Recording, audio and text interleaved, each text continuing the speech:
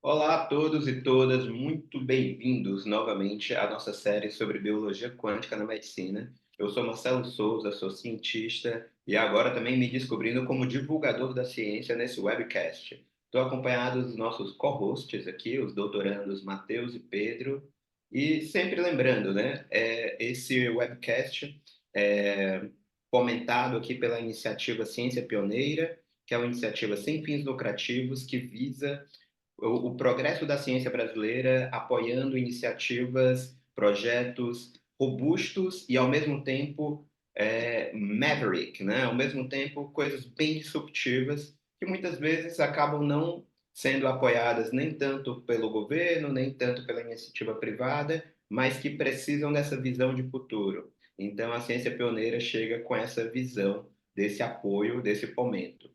E a gente já teve dois episódios que foram incríveis, com discussões muito ricas e que falamos de tecnologias quânticas na medicina, sobre fenômenos quânticos nos sentidos. E hoje nós estamos dando início a um terceiro episódio, onde nós mergulharemos na inserção entre a física quântica e a oncologia. Não é de hoje que a física vem sendo usada para o tratamento, prevenção, diagnóstico e imageamento de câncer. Existem vários exemplos que iremos discutir hoje, mas só para mencionar alguns, temos a radioterapia, a terapia fotodinâmica, a medicina nuclear, entre outros exemplos, além dos exemplos de microscopia, de lasers pulsados, de nanoscópios voltados à parte mais de imageamento e diagnóstico. Tem também a questão de computação para simulações de modelos. E, por outro lado, nos últimos anos, os princípios da mecânica quântica estão revolucionando a nossa compreensão e abordagem para o tratamento e diagnóstico do câncer, bem como questões voltadas à modelagem computacional. Mas antes de iniciar esse episódio, vamos aos recadinhos aqui dados pelos nossos co-hosts. Vamos lá, gente. Oi, gente. Lembrando que para quem assistir pelo menos 4 dos 5 episódios ao vivo aí tem direito a receber um certificadozinho e depois pode ganhar crédito na universidade. Para pegar presença é fácil, é só responder a pergunta que vai ter no final de cada episódio e isso já vai marcar sua presença automaticamente. Sobre o formato do podcast, do webcast, acho que vocês perceberam que vocês estão com os microfones mutados, né? Então, se vocês quiserem mandar perguntas, por favor, mandem no Q&A ali, no Q&A, que a gente consegue organizar e fazer a pergunta para o pessoal. Não façam as perguntas no chat, por favor, só comentários e tudo mais, senão a gente não vai conseguir organizar aqui. E quem quiser falar no final do episódio, é só levantar a mão, a gente consegue desmutar, abrir a câmera, enfim, e ser um pouco mais interativo nesse sentido.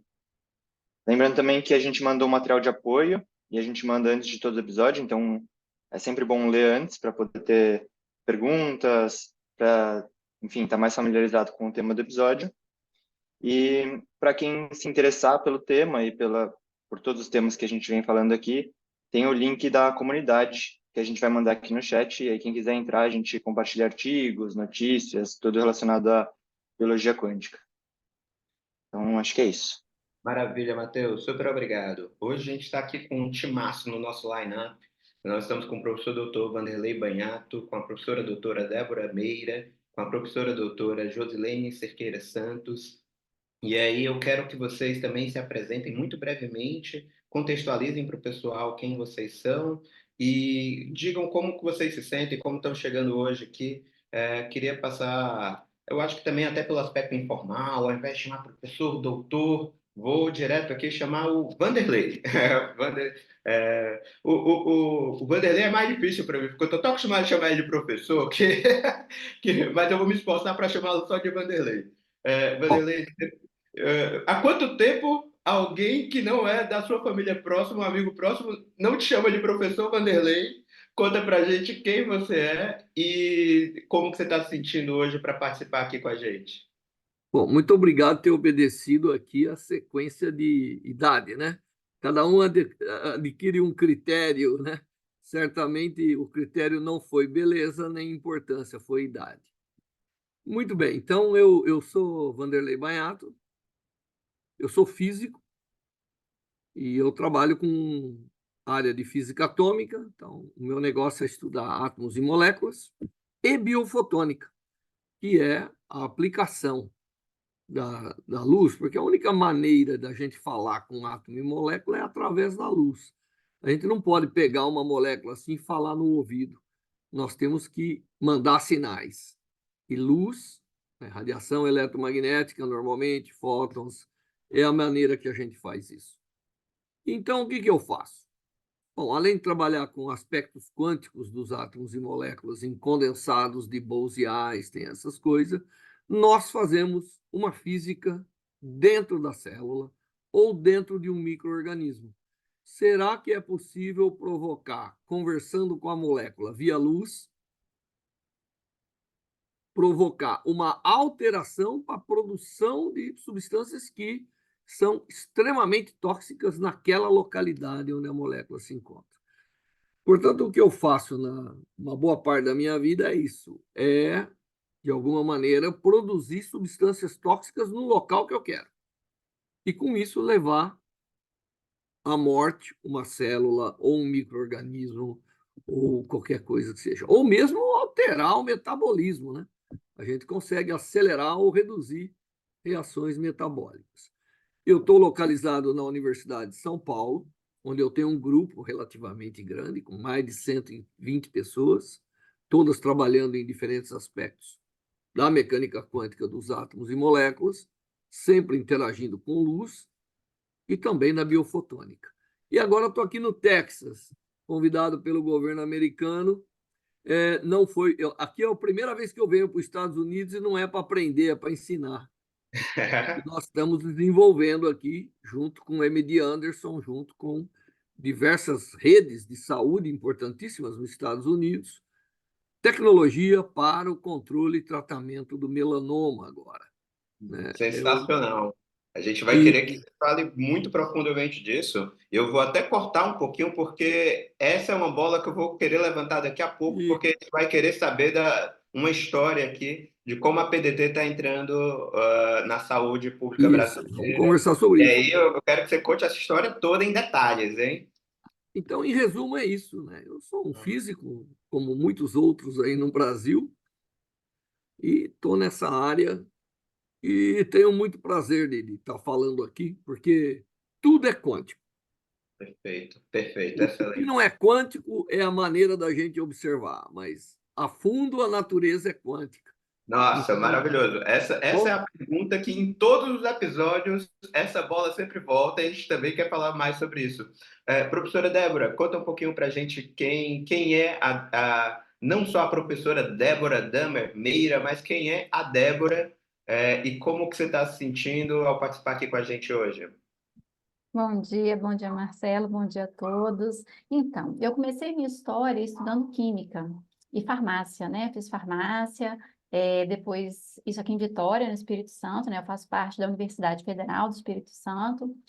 Fui para o Rio para estudar, fazer um mestrado, doutorado. Ao mesmo tempo, dava aula em Vitória, então ficava fazendo eixo Rio-Vitória toda semana, fiz mais de 500 vezes aí esse trecho. E atualmente eu faço parte do Núcleo de Genética Humana e Molecular da UFES, vinculado ao Departamento de Ciências Biológicas e a pós-graduação em Biotecnologia da UFES. Atualmente também eu sou bolsista de Desenvolvimento Tecnológico Industrial do CNPq, e a gente tem duas linhas principais de pesquisa, né? Uma na área de oncologia e outra na parte da genética da Covid longa, que mais à frente a gente provavelmente vai conversar sobre isso, né? E sou apaixonada por física quântica, entendo muito pouco, fico mais na área da oncologia molecular mesmo e na genética do câncer. E estou muito feliz com essa participação e queria agradecer muito pelo convite. Maravilhoso, muito obrigado por participar, por ter aceitado. E agora também vou convidar para a professora doutora Josilene Cerqueira Santos se apresentar, mas já adianto que para mim ela é e sempre será a minha querida amiga Josi. Nós somos amigos já há uns 15 anos.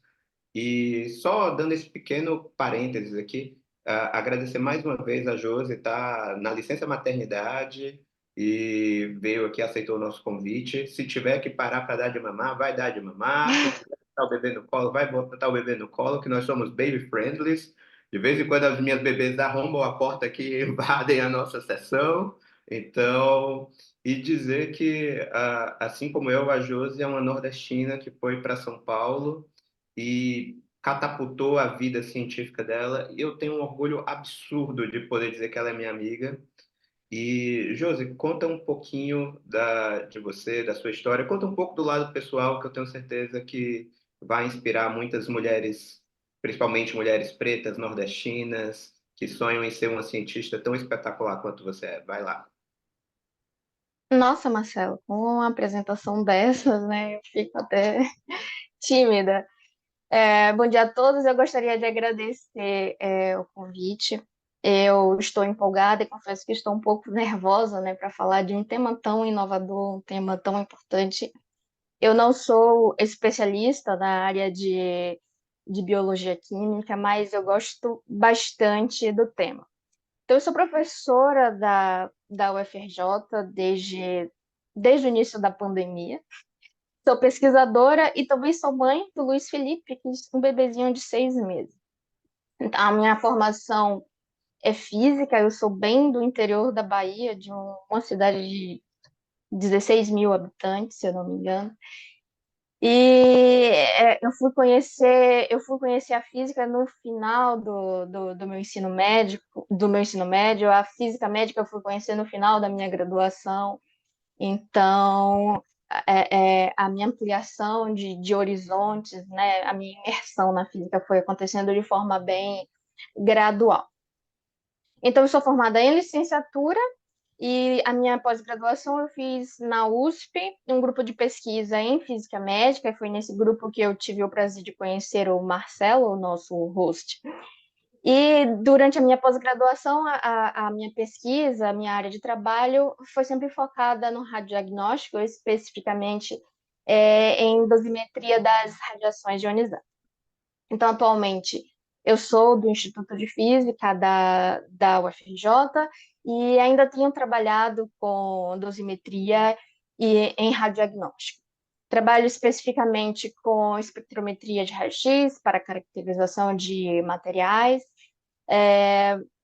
visando a construção de objetos simuladores que podem ser utilizados para testes de equipamentos utilizados na medicina, que utilizam feixes de radiação ionizante. Mas também colaboro com pesquisas que envolvem estudo populacional de dose em mamografia. Também participo de um grupo de pesquisa multidisciplinar, coordenado por uma outra professora do grupo da UFRJ, Simone Cardoso, que inclui pesquisadores, estudantes tanto da biologia quanto da física médica, e cujo objetivo é estudar a radioterapia flash, que é uma modalidade experimental que utiliza altas taxas de dose e tem mostrado eficácia no tratamento de câncer, além de reduzir os tecidos sadios. Maravilha, Então maravilha. é isso, pessoal. Show, Josi. Super obrigado por ter topado também. Vamos começar aqui para a gente esquentar com a professora Débora, né? Que recentemente eu vi um artigo da Débora, que ela submeteu na edição especial que a gente está fazendo de biologia quântica, ela e o aluno dela, Matheus. Então, eu acho que tem muito a ver aqui com o tema de hoje, né? Atualmente, a gente tem pesquisado muito, tem visto muito essa construção do papel da física quântica no estudo de mutações genéticas, principalmente focando questões como tunelamento em DNA. Você poderia explicar para a gente um pouco essa relação entre genética e câncer e o que vocês têm descoberto, o que vocês estão colocando nesse trabalho de revisão que traz de novo dessa correlação entre a física quântica e a oncologia e a genética? Uhum. Sim, Marcelo, a gente está desenvolvendo no núcleo de genética humano molecular uma nova forma de entender o câncer e tratá-lo, né? A gente sabe que o câncer é uma doença muito complexa, que é uma evolução, né, por adaptação quântica, e a gente tem que entender que o câncer é uma definição muito ampla, né, que engloba mais de 100 doenças diferentes, que tem como a característica principal o crescimento celular desordenado. Bom, e aí, como você falou a questão das alterações, né, genéticas, né, justamente uma definição, né, do câncer é que ele é causado por alterações genéticas que se acumulam progressivamente no DNA da célula. E a gente dá o nome, né, da mutação, né, que seria essa alteração da sequência de DNA. Só que essas mutações, elas não acontecem, elas podem acontecer em diversas regiões, né, do nosso genoma. A grande questão é quando elas acontecem em proto-oncogenes e em genes supressores, né? Proto-oncogenes são qualquer gene que seja responsável por regular a proliferação celular, e o gene supressor tem o efeito contrário, né, de suprimir essa proliferação celular. Só que existe um desequilíbrio, né? Então, o evento líquido final desse desequilíbrio é justamente um crescimento celular desordenado. Bom, então a gente chega à conclusão que o câncer, ele é uma consequência dessas alterações do DNA. Bom, e o que causa preferencialmente essas alterações são aqueles fatores ambientais que a gente conhece tão bem, né? Cigarro, radiação ionizante ultravioleta, medicamentos, os alimentos, principalmente aqueles que são processados, alguns vírus, como o HPV, por exemplo, e bactérias. Bom, então esses fatores ambientais, eles causam essas mutações, essas variantes genéticas, né? Bom, e aí, no final, a gente tem que entender como que esse câncer surge para saber como tratá-lo. E aí vem justamente, né, o papel da física quântica na questão da previsão matemática da ocorrência dessas mutações. Então, a gente tenta, né, prever esse comportamento das células tumorais para que a gente possa parar ou reverter essas mutações. E lá no nosso laboratório do núcleo, a gente está investindo agora na parte de oncologia translacional, na terapia adaptativa, né? Então, qual que é o nosso objetivo? A gente quer, através de produtos naturais, então, compostos biologicamente ativos, em conjunto, que vão modular esse crescimento das células tumorais. E, justamente, tentando equilibrar o maior problema do tratamento que a gente tem hoje para o câncer, que são os efeitos colaterais, né? Acho que todo mundo sabe, né, quando uma pessoa está fazendo tratamento para câncer, os efeitos colaterais são muito sérios, porque os tratamentos, eles são muito agressivos. Agora, já focando nessa questão da terapia adaptativa, que é o que a gente está desenvolvendo, a gente quer fazer combinações com esses compostos biologicamente ativos, de maneira que eles possam modular o crescimento celular, não destruindo a célula tumoral, mas controlando a proliferação, de maneira que esse paciente, ele vai ter o câncer e vai ser uma doença crônica, como, por exemplo, a pessoa faz um tratamento para diabetes, para pressão alta, vai fazer o tratamento para o câncer também e vai conviver, né, sem ter tantos efeitos colaterais. E aí foi justamente, né, abordando toda essa parte de terapia adaptativa que a gente escreveu o artigo para Frontiers, né, que detalha bem, né, todos esses aspectos, né, moleculares do que a gente está falando. Interessantíssimo.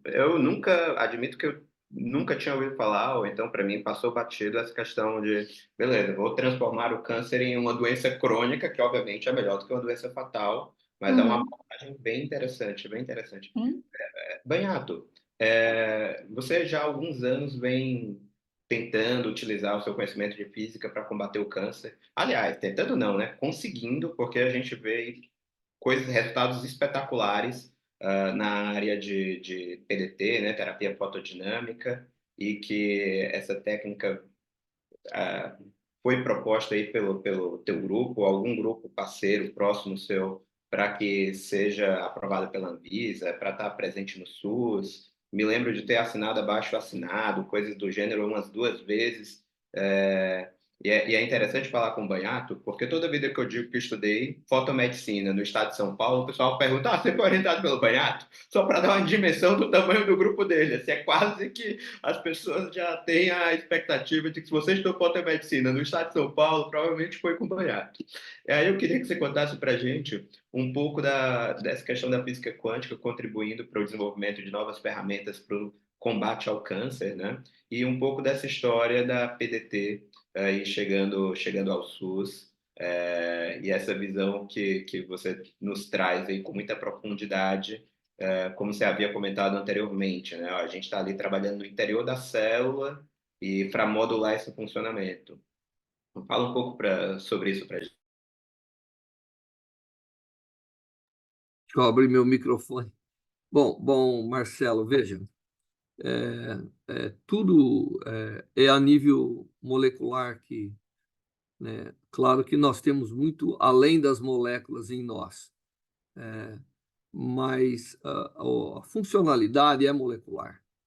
Então, toda vez que alguma molécula se rebela, seja por troca eletrônica, por modificações estruturais, e isso normalmente ela pode fazer sozinha, tem moléculas que têm essa capacidade, mas às vezes por agente externo, outras moléculas, alguma coisa altera, né?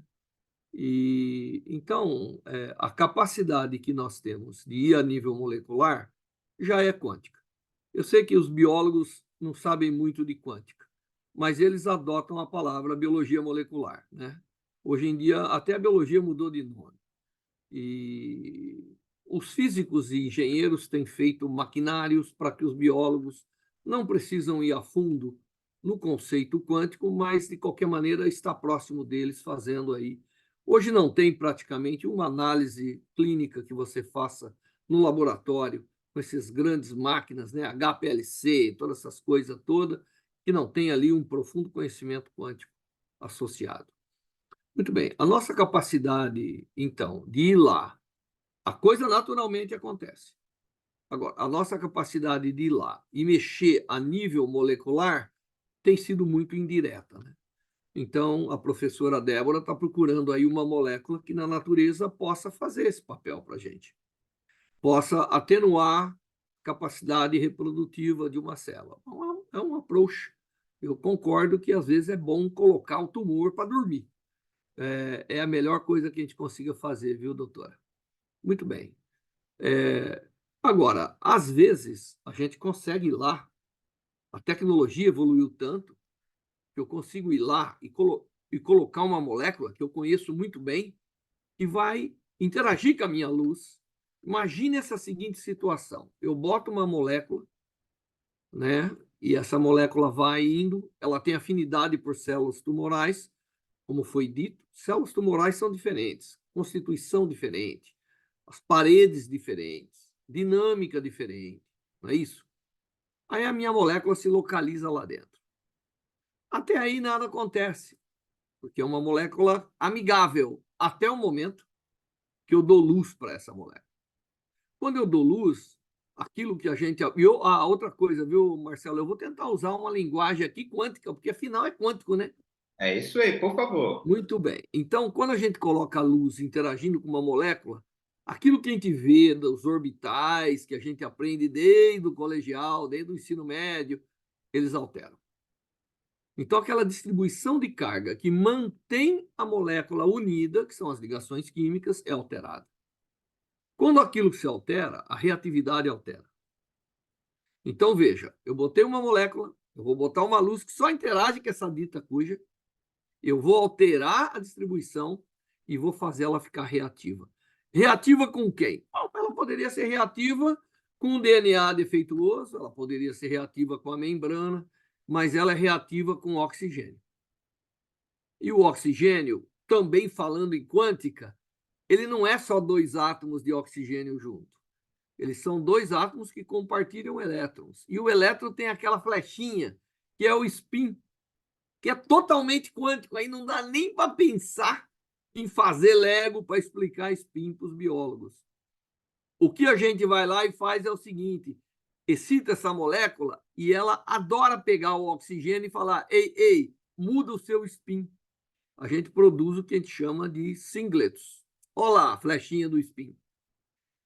Então a gente vai do oxigênio bom, que está respirando, que a mitocôndria está processando, está entrando aí nos ciclos metabólicos, para um oxigênio reativo, que ele não é instável.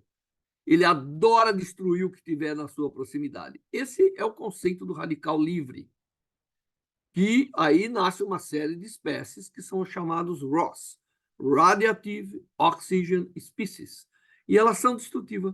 Então, o que a gente faz? Cria em cada lugarzinho, através do conceito de fóton, porque uma molécula é um fóton, um orbital modificado, um átomo de oxigênio produzido num estado singleto, um radical livre, uma pequena destruição.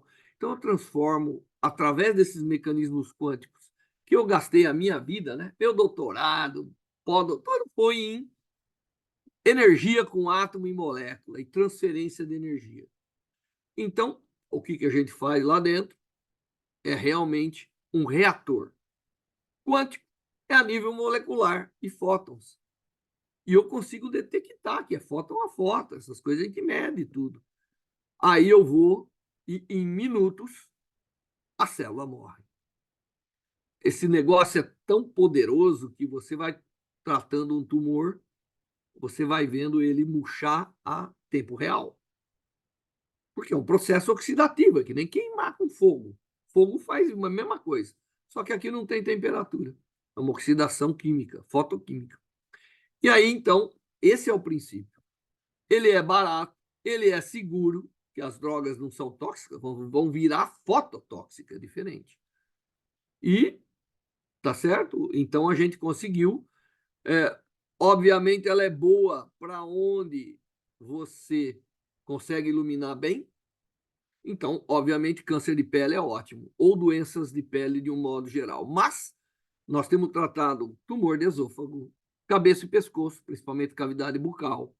Nós temos tratado bexiga, nós temos tratado trato digestivo de um modo geral, não só o esôfago, e estamos tratando a parte de pulmão, né? E temos casos interessantíssimos de faringe, onde a pessoa ia perder, né? Porque essas cirurgias tem que remover. Né? Nós não estamos ainda no ponto que a doutora quer, de fazer o tumor ficar quietinho. Será bom, mas por enquanto é torpedo. Tem que bater no bicho até ele morrer. Né? A gente não consegue reverter uma célula tumoral, ela tem as lipoproteínas, tudo está mudado ali, tá certo? Muito bem, então, isso nós conseguimos chegar a tal ponto. Aliás, o mundo vem trabalhando nessas técnicas, não sou eu só, não. Né? Mas a gente é um dos que mais avançou. Recebemos até um prêmio da Unesco, dizendo que nós somos os que mais temos investido em pôr essas tecnologias. E, obviamente, um país como o Brasil, que tem 300 mil novos casos de câncer de pele, eles dizem 200 e pouco, mas, na verdade, a gente sabe como que é a coisa de se manter os arquivos. Propusemos para o SUS, não foi nenhum parceiro, não. Foi a nossa equipe, os nossos médicos, com o apoio do INCA, aí do Rio de Janeiro, que é nosso parceiro nessa técnica, e 70 grupos espalhados pelo Brasil e pela América Latina desenvolvendo a técnica do ponto de vista clínico. Hoje a gente consegue, com essa técnica, em 20 minutos, resolver o problema de um tumor de pele e também do colo de útero, né, que é uma área que nós estamos atacando fortemente, e, obviamente, é um princípio. E aí o SUS, que ele tem que fazer um balanço custo-benefício, né? Ele tem que pagar o tratamento, mas também não pode ser uma fortuna. Então, tem esse aspecto. Deixa eu dizer para você, para concluir, que nós nunca soubemos tão bem sobre o câncer e como tratar o câncer. Mas, paradoxalmente, nunca as tecnologias tiveram tão pouco disponíveis para a sociedade. Nós nunca tratamos tão poucos. E por que isso? Porque as tecnologias estão ficando economicamente proibitivas para o mundo.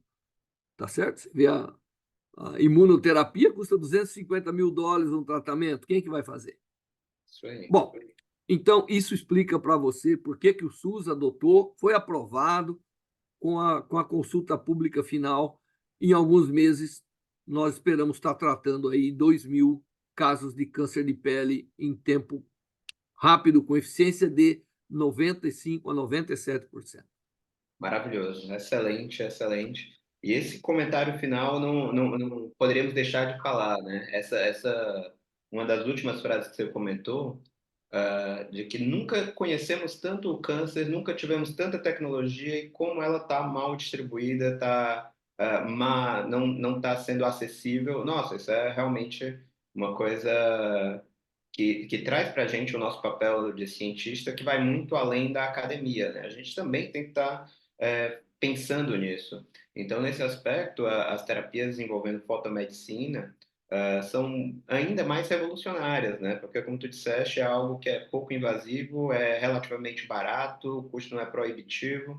Então, assim, tem tudo para ser a técnica de tratamento de cânceres superficiais num país com as dimensões do Brasil, né? E no mundo como um todo. Então, assim, muito, muito bem-vindo toda essa movimentação. E a gente sabe aí a garra que vocês têm demonstrado não só do aspecto de fazer a ciência, mas fazer com que a ciência se torne acessível a todo mundo. Isso levanta uma bola aqui para a Josi, que, sei lá, desde que eu a conheço aí, nos últimos 15 anos, ela tem estudado a questão de imageamento e como a parte de física das imagens médicas. E aí eu queria, Josi, que você falasse para a gente um pouco, dentro desse contexto oncológico, como as tecnologias envolvendo fenômenos quânticos contribuíram para essa questão das melhoras dos métodos diagnósticos e de imageamento do câncer. E se você tem algum conhecimento também de como isso tem evoluído na parte de tratamento também, né? Então, se você puder falar um pouco para a gente sobre esse aspecto.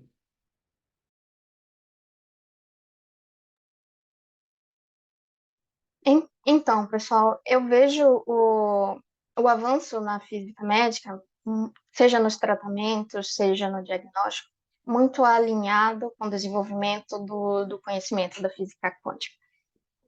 Pegando um gancho em uma das falas do Vanderlei, e sendo bastante generalista, o nosso corpo é formado basicamente por moléculas e átomos, e estudar e entender processos que envolvem moléculas e átomos, a gente precisa da física quântica.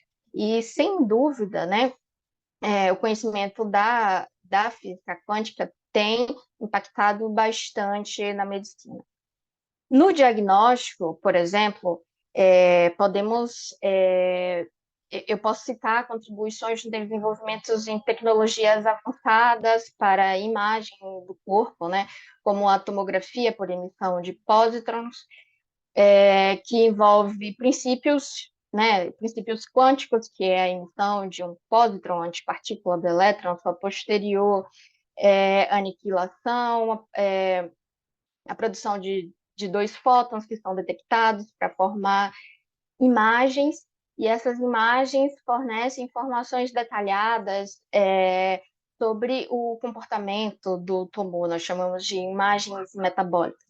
Além da ressonância magnética, que consegue fornecer imagens em 3 dimensões com excelente contraste e alta resolução. Então, não dá para pensar nessas técnicas avançadas que nós temos hoje sem ver a física quântica presente nelas. Quando a gente pensa no tratamento, né, eu não sou especialista na área, mas acho que podemos destacar evolução na radioterapia, por exemplo. Técnicas como a radioterapia conformacional, radioterapia de intensidade modulada, utilizam princípios da física quântica para que a dose de radiação seja entregue, a dose prescrita seja entregue com bastante precisão, poupando ali os tecidos sadios. Então, recentemente, né, temos a radioterapia flash, que é uma técnica, é uma abordagem ainda experimental, que utiliza altas taxas de dose, e tem mostrado, assim, uma técnica promissora para reduzir os efeitos colaterais, visto que um dos efeitos, né, do tratamento com essas altas taxas de dose é reduzir a toxicidade nos tecidos sadios ali em volta da região do tumor que deseja ser tratada, mostrando assim eficácia no tratamento. Então, de modo geral, né, é possível, para qualquer técnica moderna que a gente estuda, é possível perceber a contribuição da física quântica nesses métodos que nós temos hoje. Muito, muito legal, muito legal. E aí eu acho que também, voltando um pouco aqui para o Vanderlei, sobre a terapia fotodinâmica, que é um ótimo exemplo, né, de como a gente tem essa compreensão da física quântica e como isso impacta diretamente a vida de milhares de pessoas. E aí, Vanderlei, agora eu queria puxar para você pudesse contar para a gente um pouco de como foi realmente essa trajetória, desde a pesquisa fundamental até os hospitais, né, já que dessa aprovação pelo SUS da terapia fotodinâmica. Então, um pouco mais do aspecto mais histórico, né, para que a gente tenha uma noção de como como a Josi comentou agora, né, de como essas tecnologias elas impactam a vida das pessoas, mas aqui a gente tem um exemplo concreto de como isso começa lá no laboratório, vai virando uma tecnologia até chegar, digamos assim, ao mercado, ao grande público, e no caso aqui a tá disponível pelo SUS. Bom, eu frequento muitos eventos internacionais. E lá começo da década de 90, eu participando de encontros nos Estados Unidos e na Europa, eu vi que eles estavam estudando esses mecanismos fotodinâmicos, que são esses processos de transferência de energia para tratamento. Aí eu resolvi começar, então, em 97, nós estávamos tratando os primeiros pacientes no Hospital Amaral Carvalho de Jaú, pacientes que eram considerados não aptos para cirurgia.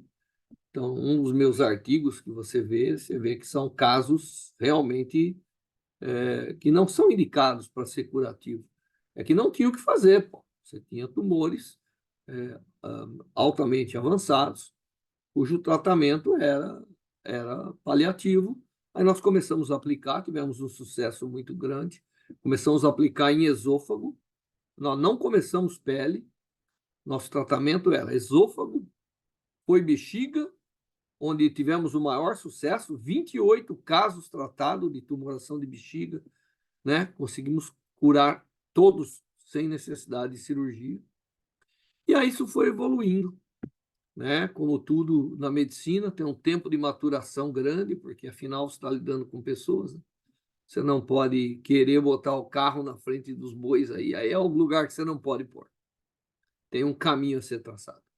Fomos criando equipes, fomos conquistando financiamento, fomos ampliando os estudos básicos em laboratório, que o meu laboratório vai desde células, eu não faço a bioquímica da coisa, né? Eu colaboro com outros grupos, Portugal, Brasil, muita coisa aí. Desenvolvemos. Hoje, aí chegamos num nível que realmente resolvemos atacar o câncer de pele, não porque o Brasil não tem bons cirurgiões, é porque é muito número, gente. Nós estamos falando em centenas de milhares de novos casos. Todo mundo tem alguém na família que tem câncer de pele. Isso é um problema que tem que ser resolvido ambulatorialmente, senão você não tem chance de desenvolver as técnicas para aqueles que precisam hospitalização mais longa, né? Então aí focamos nisso, tratamos, se não me engano, foram 8.000 pacientes nos clinical trials, muita instrumentação desenvolvida. Você vê, hoje o Brasil é o único país que tem instrumentos adequados para a fotodinâmica. Uma empresa acabou de nascer que vai fazer os fotomedicamentos. É a única do hemisfério sul. Senão nós vamos depender das grandes empresas americanas e europeias. Aí o preço é proibitivo. Se eu vender um creme para você que custa R$ 300 para você tratar um câncer de pele com a fototerapia e tudo isso, você vai falar, pô, isso está dentro do que é possível, porque só para levar um paciente para o hospital de uma cidade para outra, você gasta 500. Então, tudo, eu sempre pensei, né? Por isso que eu ganhei uma homenagem aí sobre ciência com responsabilidade social. Porque a ciência ela pode ser excelente, mas ela só é relevante quando ela resolve o problema. Então, isso cresceu a ponto que foi assim. Eu nunca deixei de ser físico atômico, eu tenho um grupo grande de física atômica, né? E eu tenho também agora um grupo ainda maior de biofotônica, atacando o problema do câncer, mas atacando também as infecções resistentes ao antibiótico e outros problemas que vão além da saúde humana. Então, você vê, a trajetória é assim, oportunidades que passam na nossa frente e que você tem que tomar uma decisão se eu vou agarrar ou não. A minha vida teria sido mais fácil se eu não tivesse começado uma segunda área de pesquisa.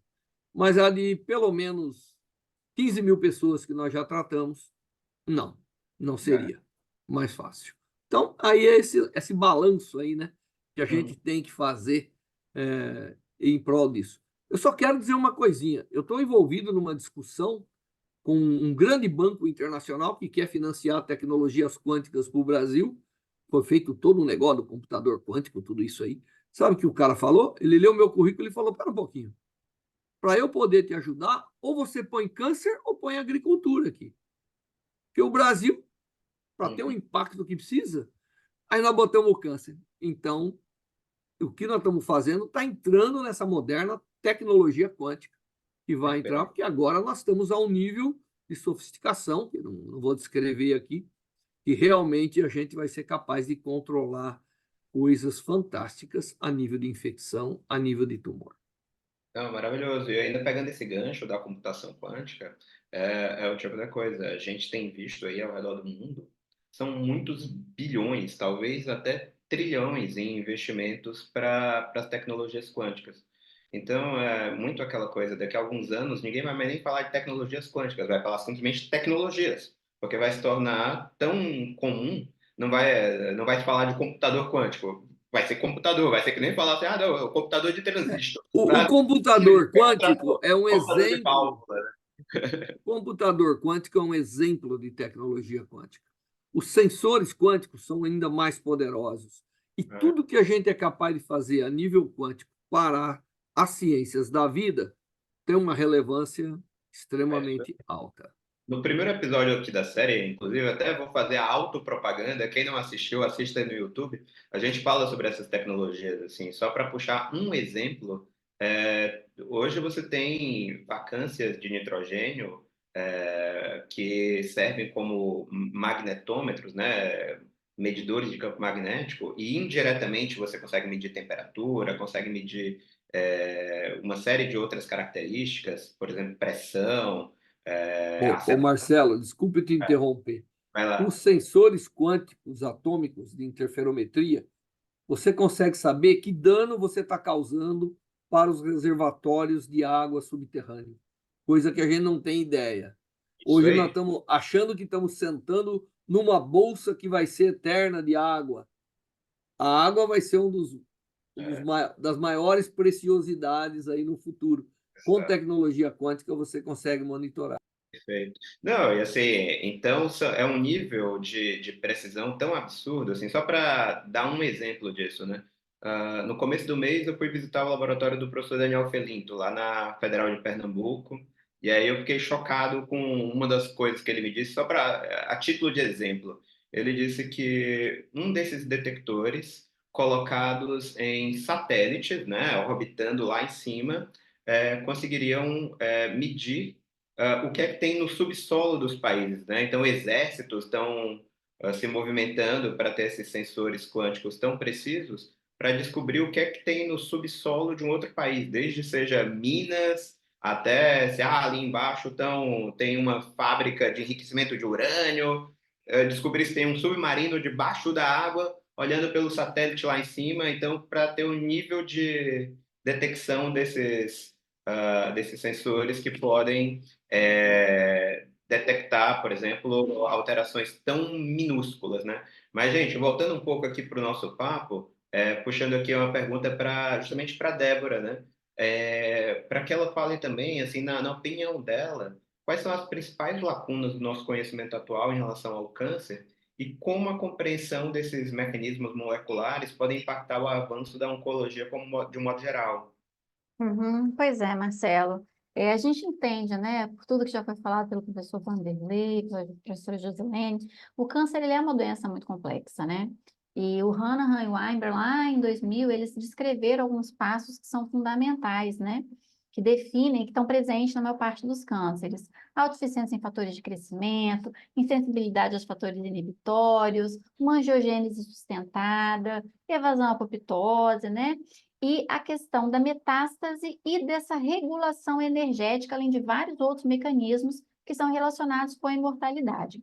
Então, a meu ver, hoje, uma primeira questão a gente tem que responder, que a gente não entende muito bem. Energeticamente, o que é o câncer? E segundo, entender como que os mecanismos moleculares e celulares, eles ocorrem em nível quântico. Por quê? Se a gente entende como isso acontece em nível quântico, né, de acordo com a mecânica quântica, a gente consegue fazer uma previsão quântica e isso vai auxiliar a medicina de precisão.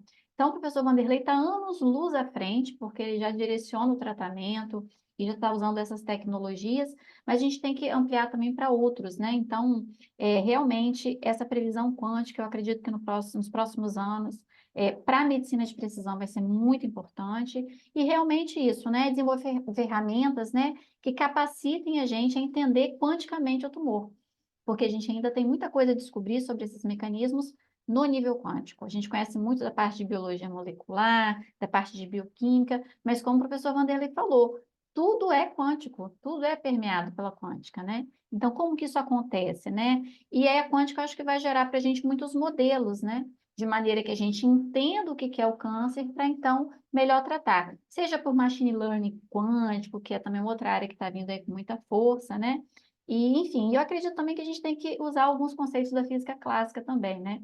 Então, integrar a questão da mecânica quântica com a física clássica para que a gente tenha realmente um sucesso aí nessa compreensão como um todo.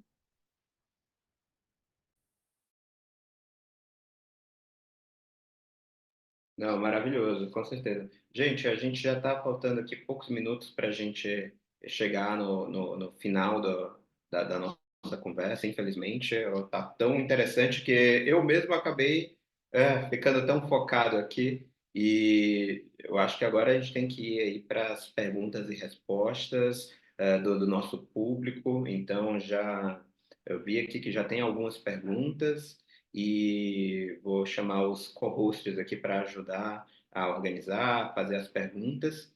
E também, quem quiser ainda escrever alguma coisa, fica à vontade. Se quiser abrir o microfone para perguntar também.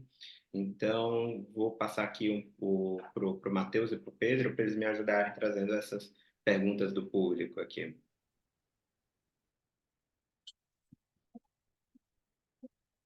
Então, por enquanto a gente tem duas perguntas, acabaram de mandar mais uma, tem três. Uma pergunta bem grande da Andréia. Matheus, você falou com ela, perguntou se ela queria abrir o microfone, não é? Isso. A gente pode seguir para as próximas, e aí se a Andrea quiser abrir o microfone, a gente libera aqui, porque ela fez uma pergunta bem grande.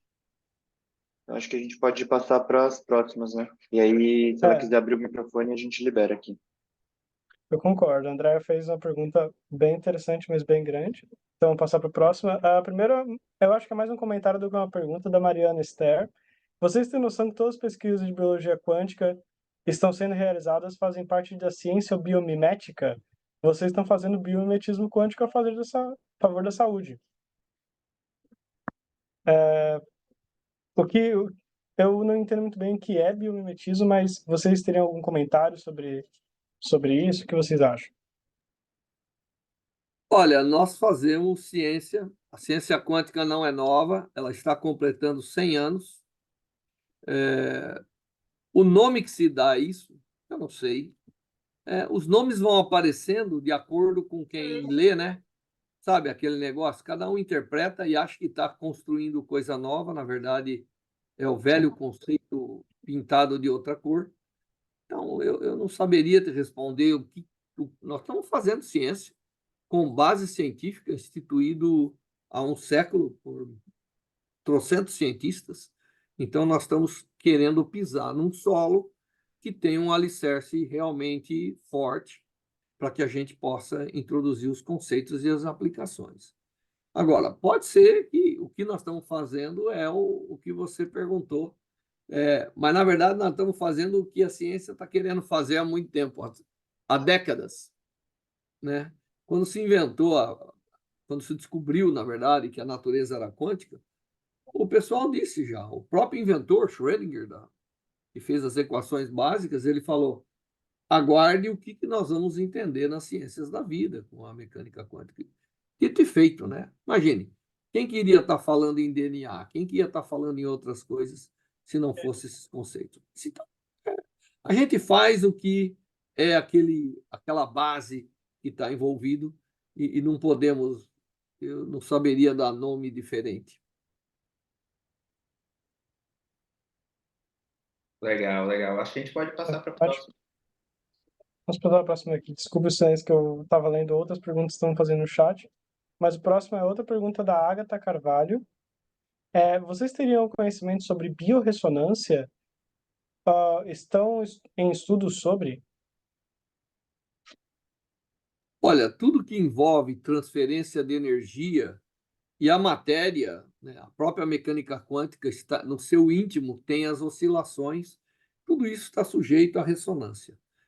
A maneira que você dá energia para uma molécula, um átomo, via radiação eletromagnética ou outra, está sujeito a ressonâncias. Quando isso envolve magnetismo, né, tem muito a ver com ressonância.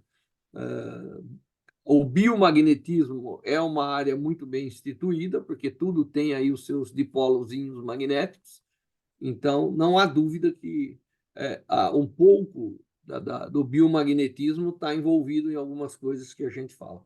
O biomagnetismo está hoje na sua fase mais de detecção do que de interferência a nível metabólico, mas isso é uma questão de tempo das pessoas terem instrumento e conhecimento, aí eles vão chegar realmente a manipular coisas que hoje nós só sabemos que estão lá. Também, só para pegar esse gancho também, uma das nossas colaboradoras mais ativas, a professora Clarice Aiello, da UCLA, né, da Universidade da Califórnia, em Los Angeles, ela está com um experimento aberto agora chamado Tadpole Experiment, né? E é justamente para usar magnetismo na interação com tadpoles, né? Eu acho que girinos em português. Então, bem nesse aspecto que você trouxe agora, Vanderlei, olha, a gente já agora está numa fase não só de detectar o magnetismo, mas usar campos magnéticos ou a falta de campos magnéticos, né? Blinda para não ter o campo magnético da Terra e avalia como isso modifica o funcionamento. Então, eles já viram até que se você blindar completamente, não tiver campo magnético nenhum, as caudinhas dos girinos não nascem, ou às vezes nascem duas.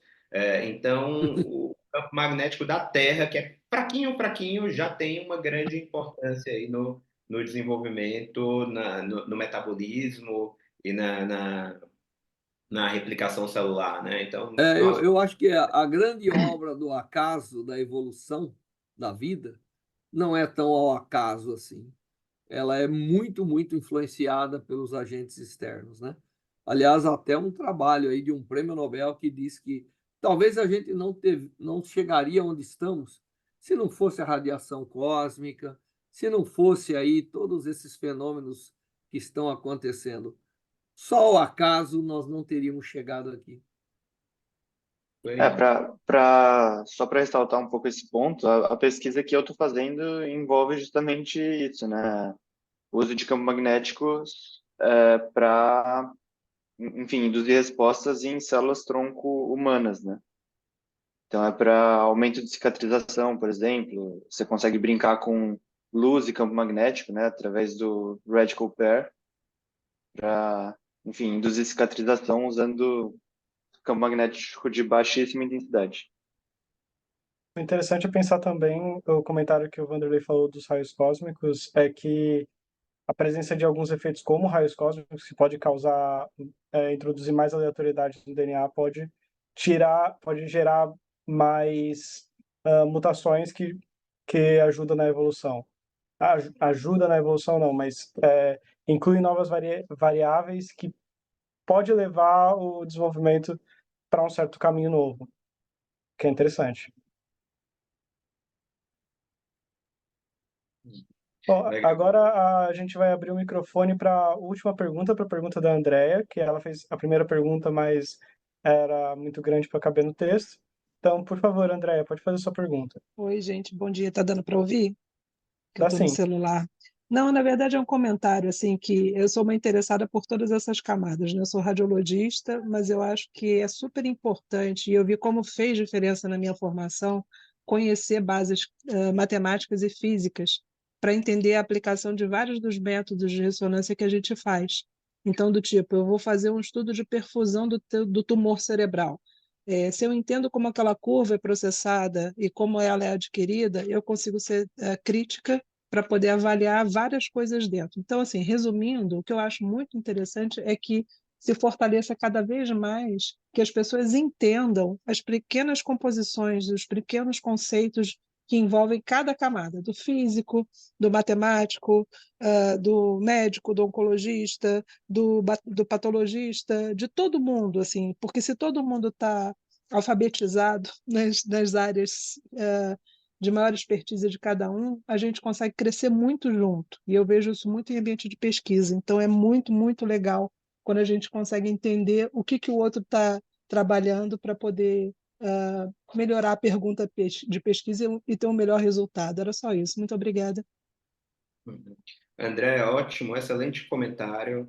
E eu acho que não poderíamos ter encerrado melhor da participação do público com o seu comentário, foi excelente.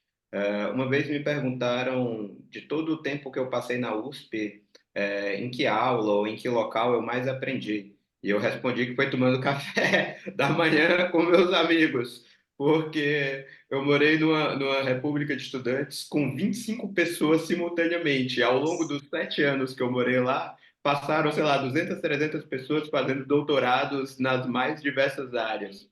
E então, tomando café da manhã com o pessoal foi onde eu mais aprendi, porque era o que havia de mais transdisciplinar, interdisciplinar, multidisciplinar que você possa imaginar. E, obviamente, tomando cafezinho com a minha orientadora, Elizabeth Oshimura, que vai estar com a gente nos próximos episódios aqui. A gente aprendi muito também. Então, não tinha como... o seu fechamento aqui da participação do público foi excelente. E agora a gente está realmente chegando ao fim do nosso episódio, infelizmente, porque eu estou adorando esse papo, tá sensacional. Tenho certeza que além das 40 pessoas que assistiram aqui ao vivo, a gente vai ter centenas de visualizações, porque está realmente muito, muito legal. E eu queria que passar a bola mais uma vez para os nossos convidados, para as considerações finais deles, né? Então, Vanderlei, Josi, Débora, por favor, comentem com a gente o que é que vocês, como estão se sentindo, o que é que acharam interessante, o que é que a gente pode melhorar, como vocês têm de perspectivas futuras aí da física quântica da oncologia. E então eu acho que a gente pode repetir a sequência que a gente fez na abertura, né? Do Vanderlei, depois da Débora, depois da Josi. E aí, Vanderlei, pode não ser de beleza, mas é de charme, que sua barba tá charmosa hoje, aí, tá? Então, vamos Muito, lá, vai lá, Vanderlei. muito obrigado pelo charme. Olha, deixa eu dizer que a gente tem que ter o discriminador, como a própria Débora disse. O câncer não é uma coisa brincadeira, é uma coisa complexa. Nós não sabemos interpretar muito bem coisas complexas, nós reduzimos as coisas complexas a um certo número de variáveis que a gente consegue entender o efeito e tentamos atuar a partir dali, né? Mas eles são cada vez maiores e cada vez nós estamos descobrindo que detalhes eram variáveis que eu tinha deixado de lado, né? Os conceitos quânticos, a nível das ciências da vida, eles são fundamentais. Nós estamos agora numa mudança de uma ruptura. O pessoal está chamando da revolução quântica, mas, na verdade, é uma revolução do conhecimento humano. A revolução quântica já aconteceu quando a gente entendeu que a natureza é obedecida por certas regras que a gente chama de mecânica quântica, né? Então, nós temos que, de fato, convocar a ciência para entender muito bem isso. E deixar o esoterismo, quer dizer, o esoterismo, às vezes, ele é bom para trazer suspeitas, que a gente vai investigar e descobrir verdades, né? Então, nós temos que agora ser científicos dentro de uma área que quase que poucas pessoas conseguem ter a intuição e a imaginação para chegar lá, né? Então, nós temos que realmente se comprometer, porque não tem dúvida que a vida no planeta vai ser um pouco diferente no próximo século. E isso vai depender muito do que a gente faz. Aliás, o que a gente faz vai depender se a vida vai ter daqui a um século no planeta, né? E todas essas técnicas são fundamentais, porque nós estamos indo na base, né? Ninguém conserta uma rachadura na parede se não sabe que ela é feita de tijolo e reboque, e como que aquilo se comporta, não é verdade? Então, para a gente poder viver mais, viver melhor, é necessário ir nesses fundamentos. E isso que nós estamos fazendo, isso que a ciência está fazendo, né? E é isso que nós temos que ser cobrados do ponto de vista de sociedade. Obrigado. Maravilhoso. Professora Débora, Eu gostei muito das palestras, aprendi muito. E eu acho que o que o professor Vanderlei colocou, que eu acho que é muito importante, é que a gente tem que ter a capacidade de entender a complexidade do câncer e tentar simplificar e voltar de novo à complexidade. Então, é como se fosse um processo de olhar de perto e olhar de longe e, de repente, conseguir olhar das duas maneiras, né? E concordo também que, pela complexidade, apenas tendo profissionais muito capacitados, muito envolvidos, muito dedicados para conseguir realmente conhecer o câncer e avançar quanticamente, né? Então, no nosso lado da genética, a gente entender como que as variantes funcionam, como que as alterações somáticas, germinativas, como isso tudo está integrando o sistema. Porque aí, puxando para a parte de biologia de sistemas também, a gente trabalha lá no nosso laboratório a parte de bioinformática e biologia de sistemas, a gente tem que entender que o corpo, ele está tentando manter um equilíbrio a todo momento. E o câncer, ele aparece como um desequilíbrio, que leva o organismo como um todo ao colapso. Então, a gente tem que entender também esses níveis de regulação do tumor e do paciente. E lembrando que a nossa missão não é tratar o câncer, é tratar o ser humano. Então, a gente tem que ter uma visão humanista também na ciência, né? De entender que não é só o processo neoplásico, mas é um ser humano que está ali, que tem uma família, né? Que tem responsabilidades e que a gente assume isso também, né? Então, acho que a parte da formação científica, a gente conversa muito lá no laboratório, é também a questão da formação humana, né? Até Marcelo falou que a parte mais interessante era o bate-papo com os colegas e tal. Então, a gente nunca pode esquecer essa missão que a gente tem também de formar cientistas e formar seres humanos, né? Que estejam capacitados para enfrentar o que vai vir nos próximos anos, porque realmente é muita coisa nova que está surgindo, né? E eu acho que fica a mensagem isso, né? A questão da física quântica na oncologia é ajudar a gente na previsão para a gente poder ter uma medicina de precisão cada vez mais específica, com menos efeitos colaterais, mas que seja financeiramente acessível, né? Porque senão a gente volta à questão anterior. Não é tratar apenas um pequeno grupo, é trazer toda essa tecnologia para o ser humano, para melhorar a qualidade de vida das pessoas. Acho que isso é o mais importante, né? É o que a gente busca no final de tudo, né? excelente, excelente, professora Débora. E agora, Josi, suas considerações finais. Foi muito bom, gostei bastante, aprendi bastante com as falas da Débora, do Vanderlei. E com relação à física médica, eu acho que, embora já tenhamos bastante técnicas bem consolidadas atualmente, eu acho que a física médica ela ainda vai continuar evoluindo em direção a tratamentos mais eficazes, a diagnósticos mais precisos, ainda alinhado com os avanços da física médica, ou desculpa, da física quântica. Então, as inovações impulsionadas pelo conhecimento da física quântica, acredito que continuarão a transformar o diagnóstico e o tratamento, proporcionando às pessoas com esse tipo de doença uma qualidade de vida. E, diante disso tudo, eu acho bastante importante destacar que toda essa evolução, ela é resultado e evolução que ainda há de vir, né, é resultado de intensa pesquisa e de pesquisas que envolvem múltiplos conhecimentos, que envolvem a interdisciplinariedade, e que isso desempenha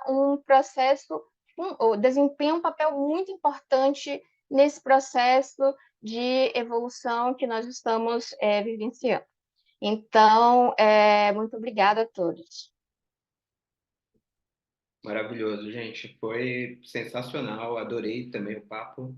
E queria agradecer mais uma vez a participação dos nossos convidados, dos co-hosts, de todo mundo do Ciência Pioneira que possibilita, que faz com que a nossa websérie seja possível. E principalmente do nosso público que é tão fiel e que está vindo aqui, que nos acompanha ao vivo e que depois nos acompanhará também no nosso canal no YouTube. Muito obrigado mesmo. No próximo episódio, nós vamos falar sobre a utilização da luz na medicina, ainda de forma ainda mais específica, né? Tanto para terapias quanto para diagnóstico. Nós já tocamos nesse assunto hoje, né? E focado em oncologia, mas no próximo nós iremos discutir as aplicações de uma forma mais geral, né? Teremos aqui a professora, que é física, a professora Elizabeth Matheus Yoshimura, que foi a minha querida orientadora de mestrado e doutorado, a quem eu devo muito da minha vida científica e pessoal. O professor Maurício Batista, da USP também, um cara genial e que trabalha muito fortemente na área de fotobiologia e fotoquímica. E o presidente do IPG Health Brasil, o João Consorte, que meu sócio, meu parceiro em alguns negócios na área de saúde, e que ele tem uma visão extremamente abrangente da saúde, justamente porque ele trabalha na área de marketing, marketing voltado à saúde. Então, ele consegue trazer uma visão bem interessante aqui para o nosso webcast. Então, assim, não esqueçam de ler o material prévio de apoio, que está muito bem feito, desenvolvido, curado, digamos assim, pelo Pedro e pelo Matheus, e que vai servir de apoio para essa discussão super interessante, né? Os nossos co-hosts vão mandar o link. Sempre falo aqui, mas não custa lembrar, por favor, entrem na nossa comunidade de biologia quântica no WhatsApp. É o local com uma troca extremamente profunda e multidisciplinar e que está sempre muito ativa e cada vez mais ativa, e onde onde todo mundo fica sabendo das nossas ações aqui da biologia quântica dentro do Ciência Pioneira.